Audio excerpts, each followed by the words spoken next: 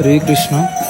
পরম গুরু মহারাজ এবং শিল প্রভুদের বিশেষ কৃপায় আজকে আমরা নেপালে এসে 1,25,000 শালিগ্রাম শিলা দর্শন করতে পারছি। সেটা হচ্ছে আমাদের শিল প্রভুপাদ এবং গুরু মহারাজের বিশেষ কৃপা।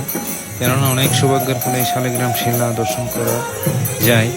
তো আপনারা যারা দর্শন করতে চান অবশ্যই ভিডিওটি শেয়ার করবেন। অনেক সৌভাগ্যের ফলে এই শালিগ্রাম শিলা দর্শন পাওয়া যায়, কেননা এটা স্বয়ং ভগবান